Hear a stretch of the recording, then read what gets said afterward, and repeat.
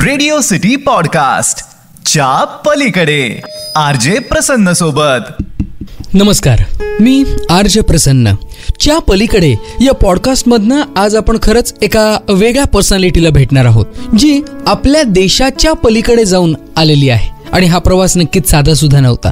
Mumbai to London आणि London to Mumbai असा बाईकनं प्रवास करणारे योगेश आलेकरी सर आज आपल्यासोबत आहेत. जाणून घेऊ त्यांच्या भारता पलीकडच्या प्रवासाला च्या पलीकडे या पॉडकास्ट मधनं. तसं पाहायला गेलं तर शाळेतील शैक्षणिक शैलीमधूनच आपल्याला याच्याबद्दल मला आवड निर्माण झालेली होती. आणि त्यानंतर जसं जसं शक्य होईल घराच्या बाहेर पडलो, कॉलेज जीवनामध्ये मित्रांसोबत, आणि असं फिरता फिरता मग ती आवड थोडी आणखी स्ट्रॉंग होत गेली. या दरम्यान मला शिकायला खूप मिळालं की फिरल्यामुळे आपल्याला खूप सारं आपल्या पर्सनॅलिटीमध्ये फरक पडतोय, नवीन माहिती मिळते.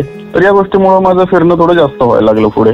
नक्कीच. मुंबई टू लंडन बाईक वरनं प्रवास करायचा आणि पुन्हा लंडन टू मुंबई बाईक वरनं यायचं, अशा पद्धतीनं सुरुवात झाली याची. याचा ऍक्च्युअली एका भारत भ्रमण करत असताना एका चायना बॉर्डरवरती काही सुरक्षेच्या कारणास्तव मला जाता आलं नाही. पलीकडे जायचं नव्हतं ऍक्च्युअली, मला फक्त बॉर्डरला जायचं होतं तवांग मध्ये.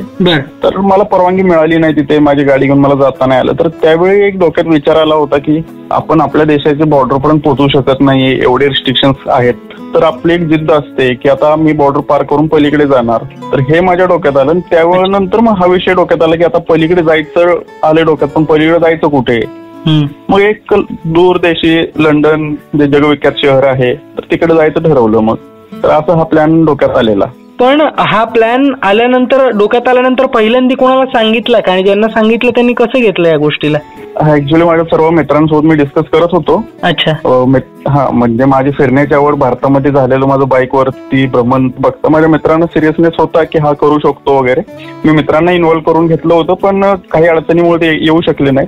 फक्त त्या व्यतिरिक्त खूप जवळच्या लोकांनाच पटत होतं. बाकी लोकांना वाटत होतं की अशक्य गोष्टी आहेत, अशा गोष्टी शक्य नसतात. बाईक घेऊन आपण जास्तीत जास्त लडाखला जाऊ शकतो, त्याच्या पलीकडे जाऊ शकत नाही, दुसऱ्या देशात परवानगी नाही वगैरे, असं बऱ्याच लोकांची काही मतं होती. ती कोणाला पटत नव्हती. पण सिरियसली माझा याच्यावरती अभ्यास सुरू होता. मी 4 वर्षे पूर्ण युरोपियन लोकांचे ब्लॉग वाचणे असतील किंवा त्या कंट्रीचे विजा प्रोसेस असेल, स्वतःची बाईक त्या कंट्रीत चालवण्याचे नियम असतील, तर हे सगळ्या गोष्टीचा अभ्यास माझा सुरू होता. तर त्यामुळे माझ्या जवळच्या मित्रांना तर माहिती होतं की ह्याचं काहीतरी काम सुरू आहे एका मोठ्या प्रोजेक्टवरती. ओके. पण इथं लोकांना आधार कार्ड काढायचं म्हटलं तरी सुद्धा टेन्शन येतं. पण एवढे सगळं डॉक्युमेंटेशन करायचं आणि मग जर्नी करायची, हे सोपं होतं अवघड होतं नेमकं कसं? ह्या जर्नीमध्ये सर्वात मोठं ऍडव्हेंचर हे डॉक्युमेंटेशन होतं. कारण बाईक चालवणे आणि बाईकवरती बसणे हे तर काय सर्वच करतात. भारतामधले हजारो लोक बाईकर्स आहेत, आज करोडो लोक बाईक चालवतात, ऍडव्हेंचर करतात, लडाखला जातात. पण हे जे डॉक्युमेंटेशनचं ऍडव्हेंचर पेलू शकत नसल्यामुळे आपली ती संख्या कमी आहे भारतातून बाहेर जाणाऱ्यांची. कमी म्हणजे अगदीच 20 ते 30 लोकच भारताबाहेर बाईकवरती गेले असतील. पूर्ण म्हणजे जगातला सर्वात पॉप्युलेटेड देश आहे आपला तिथून. तर हे चॅलेंज होतं. मी ते स्वीकारलं. मी अभ्यास केला, माझी तयारी केली की विजासाठी माझी प्रोफाईल आहे का तशी, प्रत्येक कंट्रीच्या विजाला काय डॉक्युमेंट लागतात, ते कुठे मिळतात. तर हे करत असताना म्हणजे ऍक्च्युली माझा प्लॅन होता मुंबई टू लंडन. माझ्या बाईकवरती स्टिकर्स किंवा सर्व इनिशियल प्लॅन हाच होता मुंबई टू लंडन. पण लंडन जवळ आल्यानंतर मला वाटलं की हे ऍडव्हेंचर इतक्यात संपायला नको आणि हे आपल्याला आणखी थ्रिल अनुभवायचं. म्हणून मी तेव्हा अनप्लॅन जर्नी केली लंडन ते मुंबई. मग तेव्हा जाऊन ठरवलं तिकडे युरोपमध्ये असताना ही जर्नी आपली मुंबईपर्यंत रिटर्न घ्यायची.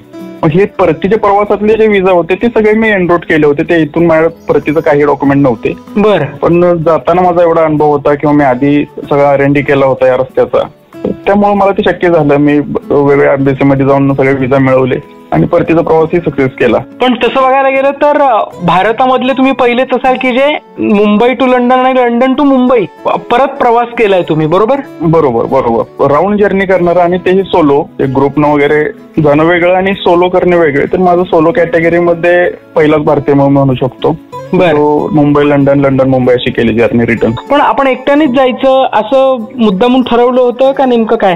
हा, एकट्याने जायचं हे माझा भर होता की एकट्याच प्रवास करणे. कारण मला माहिती आहे ह्या गोष्टी, ह्युमन सायकोलॉजी वगैरे बद्दल माझा जे अनुभव आहे की मित्र असतील किंवा कोणी असेल तर ते 15 ते 20 दिवसानंतर कोणाची मतं पटत नाहीत. ह्या मताचा मी आहे.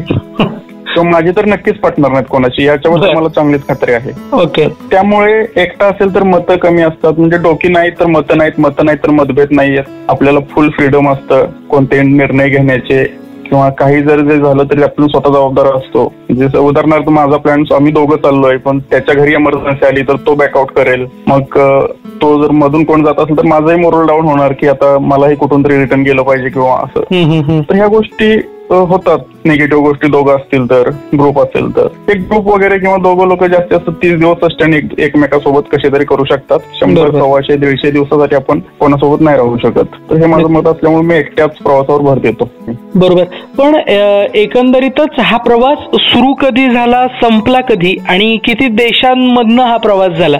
एकंदरीत हा प्रवास झाला ऑगस्ट 2023 सुरू झाला मुंबईतून आणि 17 डिसेंबरला मी मुंबईमध्ये रिटर्न पोहोचलो 2023. म्हणजे तब्बल 136 दिवस लागले, साधारणतः 4.5 महिने म्हणू शकतो आपण.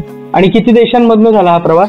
यासाठी 27 देश, 29,000 किलोमीटर लागले. त्यापैकी युरोप मधले 17 देश आणि आशियन कंट्री मधले 10 देश, असे 27 देशांचा प्रवास झाला या सर्व देशांमध्ये. बाहेरच्या देशांमध्ये असं बाईकवरती दुसऱ्या देशांमध्ये जाण्याचं वगैरे ट्रेंड जास्ती आहे, नेमकं काय? क्रॉस कंट्रीचा ट्रेंड आहे पण खूप कमी लोक करतात कारण त्यात चॅलेंजेस खूप असतात. पण युरोपियन लोक म्हणजे ज्याच्याकडे एक्स्ट्रा ऑर्डिनरी ऍडव्हेंचर हवं असेल तर तेच लोक मल्टी कंट्री एक्सपिडिशन करतात. बाकी इंटरनल डोमेस्टिक तर प्रत्येक कंट्रीमध्ये मला बायकर्स वगैरे मिळत होते, भेटत होते वाटून जागोजागी. ते त्या कंट्री मधले असायचे 2 दिवसासाठी राईडवरती. पण असा 100-125 दिवसाच्या प्रवासाला निघणारे खूपच थोडके असतात. बरोबर. जे एक्स्ट्रा ऑर्डिनरी ऍडव्हेंचर करत असतात. बरोबर. पण एकंदरीतच भारतीय कोणीतरी ट्रॅव्हलिंगसाठी आलेला एवढ्या लांबून आणि एवढी मोठी जर्नी करतोय, लोकांच्या रिॲक्शन परदेशातल्या कशा असायच्या? रिॲक्शन नक्कीच खूप छान होत्या. कारण युरोपियन लोक किंवा इतर गोरे लोक परदेशी, या लोकांनी इराणचे असेल, टर्कीचे असेल किंवा इतर लोकांनी खूप पाहिलेले असतात रस्त्यावरती की जे या देशातून त्या देशात चाललेले आहेत युरोपियन लोक. पण भारतीय लोक बाईकवरून फिरताना असं खूपच दुर्मिळातला दुर्मिळ क्षण त्यांच्यासाठी असायचा. तर त्यामुळे ते मला खूप वेलकमिंग होतं, खूप एक्साइटमेंट असायची माझ्याबद्दल बोलताना, क्युरिओसिटी असायची. तर मला खूप छान अनुभव आला या सर्व प्रवासामध्ये. कारण एक भारतीय आहे, तोही बाईकवरती फिरतोय, हे त्यांच्यासाठी खूपच नवीन होतं. ऑब्स्टॅकल असे काही जर्नीमध्ये आले, काही असे बरेच अडथळे आले. म्हणजे ह्या जर्नीमध्ये सगळे पदोपदी अडथळेच होते. बॉर्डर क्रॉसिंग करणे, प्रत्येक बॉर्डर क्रॉस करताना 4-4 तासाचा वेळ लागायचा. डॉक्युमेंटेशन. इराणमध्ये सर्वात मोठी अडचण होती की इराणचे जे नियम होते इम्पोर्टचे, त्या नियमामध्ये मी बसत नव्हतो. माझी बाईक इराणमध्ये फ्लाईटनी गेली होती. मग तिथून कस्टम क्लिअरन्स करण्यासाठी मला 10 दिवस लागले. वातावरण उन्हाळा होता तिथला, टेम्परेचर 45 डिग्री सेल्सिअस, प्लस कोणाला इंग्लिश वगैरे येत नाही. तर अशा बऱ्याच अडचणी होत्या. ते 10 दिवसानंतर कशी तरी बाईक मी कस्टममधून सोडवली. नंतर टर्की बॉर्डरलाही खूप अडचणी आल्या. तिथं काही डॉक्युमेंट त्यांना नव्यानं हवी होती, तिथं मला ती करावी लागली क्रिएट. त्यानंतर ग्रीसमध्ये सुद्धा बॉर्डर बंद होती एक, मग मला दुसऱ्या बॉर्डरला जावं लागलं. मग बॉर्डरवरती मिळणारा इन्शुरन्स त्या बॉर्डरला मला मिळाला नाही, बुल्गारियाच्या बॉर्डरला. तर तिथे एक माझी 7 ते 8 तास अडवणूक झाली. मग त्यानंतर त्यांना रिक्वेस्ट करून मला एंट्री मिळवली. मी मग पुढे 50 किलोमीटरवरती तो इन्शुरन्स मिळवला. गाडीचं 1-2 ठिकाणी ब्रेकडाऊन झाली. तर ते माझ्याकडे सगळं टूलकिट वगैरे असल्यामुळे मी ते स्वतःच फिक्स केलं. तर त्यामध्ये वेळ जायचा किंवा अशा अडचणी मध्ये असायच्या. बाहेरच्या देशामध्ये प्रवास करत असताना चांगला देश किंवा हा देश खरंच खूप सुंदर आहे असं कुठल्या देशाच्या बाबतीमध्ये सांगायला आवडेल? प्रेम, आपुलकी असं म्हटलं किंवा लोक हेल्पफुल आहेत तर असं असेल तर इराण देशाचं मी नाव सर्वप्रथम घेऊ शकतो की इराण मधली लोक मला खूप छान भेटली. प्रत्येक व्यक्तीचा मला खूप चांगला अनुभव आला. आणि भौगोलिक सौंदर्य म्हणाल तर स्वित्झर्लंड हे नक्कीच खूप सुंदर देश आहे. असं तिथल्या गव्हर्नमेंटने पण ते सौंदर्य खूप छान मेंटेन केलेलं आहे, नियम वगैरे काटेकोर असल्यामुळे. ओके. तर मला गाडी चालवण्यासाठी क्रोएशिया, मॉन्टेनेग्रो, बोस्निया हर्झेगोविना आणि त्यानंतर हे स्वित्झर्लंड तर 1 नंबर घेऊ शकतो नाव पहिल्यांदाच त्या सौंदर्याच्या बाबतीत. नक्कीच. पण एकंदरीतच ही जर्नी सगळी झाल्यानंतर आपल्या लोकांमध्ये आल्यानंतर लोकांचे रिॲक्शन कशा होत्या? काय लोकांच्या रिॲक्शन बऱ्याच जणांचे आश्चर्यकारक होते की असं कसं काय शक्य झालं, रोड आहे का नाही. कारण आपण आपल्या शैक्षणिक जीवनामध्ये आपण जे काही भूगोल शिकतो हा खूपच लिमिटेड आहे. मला खूप जाणवलं लोकांच्या रिॲक्शन मधून की कोणालाही भारताव्यतिरिक्त किंवा भारताबद्दल सुद्धा इतर राज्याबद्दल माहिती नाही आपल्यापर्यंत पोहोचलेली आपल्या सिलेबस मधून. त्यामुळे लंडन कुठे आहे, मध्ये समुद्र लागतो का, किती खंड पार करतात ह्याबद्दल कोणालाही, मला खूप कमी लोकांना कमी माहिती असल्याचं मला जाणवलं. त्यामुळे आश्चर्यकारक रिॲक्शन होती. मी त्यांना समजून सांगत होतो की अशा गोष्टी असतात. इंग्लिश चॅनल पार करण्यासाठी तिथं फेरी बोट असते, युरो चॅनल आहे, सुविधा आहेत, तर ते वापरून आपल्याला जायचं असतं. सर्वांची आश्चर्यकारक रिॲक्शन होती की इतका एकट्यानं कसं काय गेला. कारण कोणाच्या आयुष्यामध्ये असं घडलं नव्हतं की कोणतरी आपला मित्र एवढ्या जवळचा व्यक्ती परदेश प्रवास तोही बाईकवरती केलेला आहे. नक्कीच. पण आता याच्या पुढे आणखीन काही विचार आहे, कारण ही जर्नी तशी खूप मोठी आणि प्रचंड वेळ घेणारी, जास्त किलोमीटरची होती, लांबची होती. आता काही प्लॅन आहे? हो नक्कीच. पुढचा प्लॅन म्हणजे आता कसं असतं की ऍडव्हेंचर ही अशी भूक असते की ती कधी भागत नसते. आपल्याला एक गोष्ट केलं की त्याच्या समोरचं शिखर खुणावत असतं. ते पार केल्यानंतर त्या उंचीवर गेल्यानंतर आणखी एखादं उंच गोष्ट समोर दिसत असते आपल्याला. तर त्या अनुषंगानं मला आणखी माझा जगप्रवास करायची इच्छा आहे बाईकवरती. तर त्यापुढे मी कदाचित आफ्रिका कॉन्टिनेंटला जाईल किंवा साऊथ ईस्ट एशियामध्ये बाईकवरती जाईल. तर पुढचा प्लॅन नक्कीच काहीतरी असेल माझा लवकरच 2025 मध्ये. शक्यतो आफ्रिका किंवा युरोप, पुन्हा युरोपमध्ये जे उरलेले देश आहेत तर त्याबद्दल विचार करतोय सध्या. नक्कीच.